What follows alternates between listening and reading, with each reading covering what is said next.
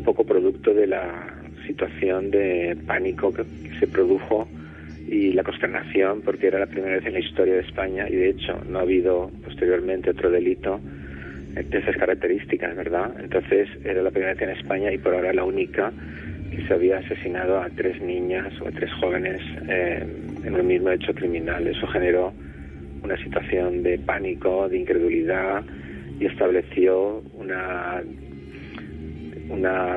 digamos, situación de consternación en la sociedad como nunca había ocurrido. Pero a pesar de todo lo que se ha escrito y todas las ideas al respecto, a mí me parece obvio que se trató efectivamente de la acción de 2 sujetos, porque 2 sujetos determinados, y sobre todo considerando la personalidad de Anglès, el asesino que no pudo ser nunca capturado, pues daban a entender que esa acción se produjo. Además, ha de pensarse que la situación donde se contactaron las víctimas y los asesinos fue improvisada, es decir, no había nada preparado, simplemente vieron una oportunidad una vez que pudieron recoger a las niñas, y tampoco en aquella época existían teléfonos móviles para avisar a nadie, aunque otras personas escribieron, ¿verdad? Y de hecho recuerdo la acción de el señor Blanco, que hizo mucho daño a la criminología con una serie de declaraciones verdaderamente duras. Mi opinión, que he podido construir hablando con muchas personas que participaron luego en la investigación, que llevaron adelante el juicio, etcétera, es que era la acción efectivamente de los 2 sujetos que resultaron incriminados. 1:48, estáis en Milenio 3 en la cadena SER.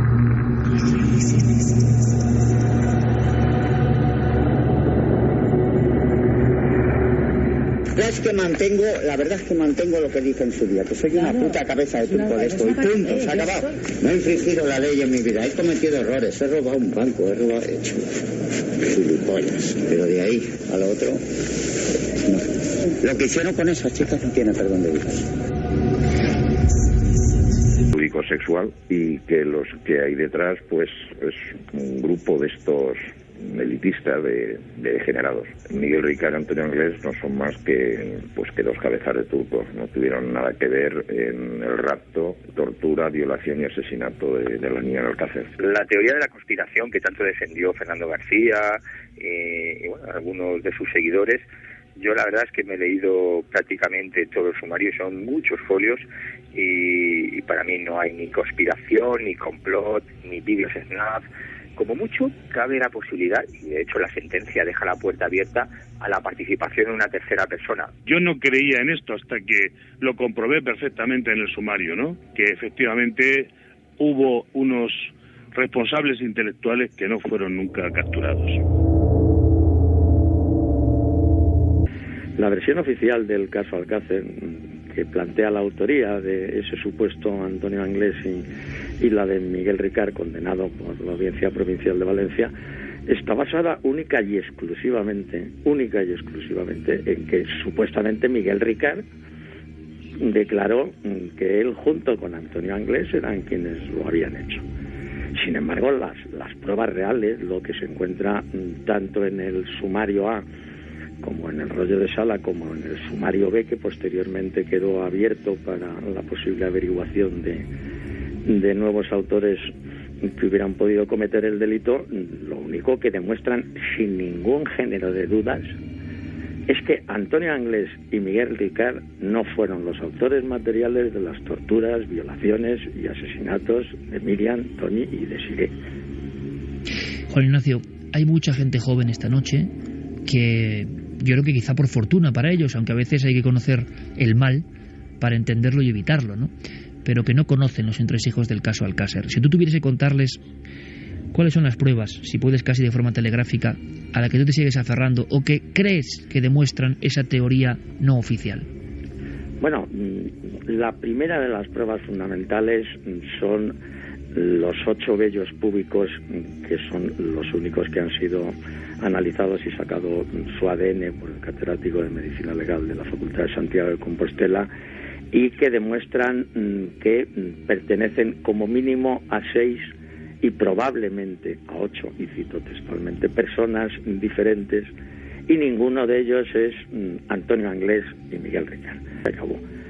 Sin embargo, los informes, tanto de los médicos forenses que realizaron la autopsia, como del profesor Frontela, como luego los posteriores informes del Instituto Nacional de Toxicología, demuestran que las niñas sufrieron penetraciones peneanas y con objetos post-mortem, algo que evidentemente no ha aclarado nunca la sentencia y que indiscutiblemente demostraría que Miguel Ricard no ha podido ser el autor porque, como cualquier psiquiatra forense conoce, el realizar actos de necrofilia con cadáveres no es algo que pueda realizar cualquier persona, y muchísimo menos Antonio Anglés, una persona a la cual en un informe confidencial de la Guardia Civil que obra en el sumario se le define como homosexual. Realmente tendrían que ser las de yo soy inocente y yo no he hecho nada. Eso es algo que es absolutamente lógico. No va a salir de prisión reconociendo y diciendo que violó y mató a las niñas. Evidentemente, él lleva manteniendo hace mucho tiempo el mismo papel y la misma situación desde antes de empezar el juicio. Otra cosa es que nadie haya querido dar pábulo a ese hecho, porque en el propio juicio en el que fue condenado, en su declaración, él nunca admitió haber realizado ninguno de estos hechos y se confirmó como un cabeza de turco, e incluso habló de las presiones que había recibido por parte de la Guardia Civil, que es algo que se trató durante el juicio. Pero evidentemente Miguel Ricard, lógicamente, lo que va a decir siempre es eso, que él es muy bueno y que no ha tenido nada que ver y que él ha sido un delincuente y ha atracado bancos y cosas así, pero que lo de matar y violar nunca lo ha hecho. Con la duquesa de Medina Sidonia, que en paz descanse, que es quizás mi gran adalid en toda esta investigación y que más nos ha ayudado y nos ayudó económicamente y en todos los aspectos a conocer qué es lo que ocurre.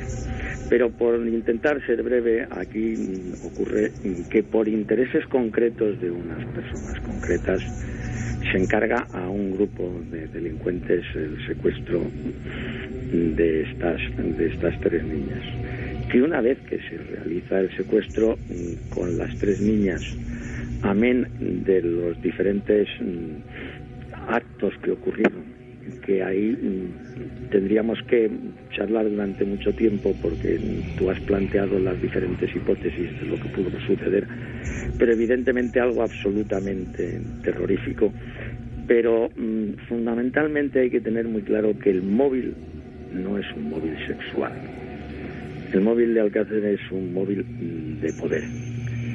Y ese móvil de poder es el que hace que estas personas contraten a esas otras personas para que secuestren a las niñas, que las mantienen vivas durante un determinado tipo de tiempo, que incluso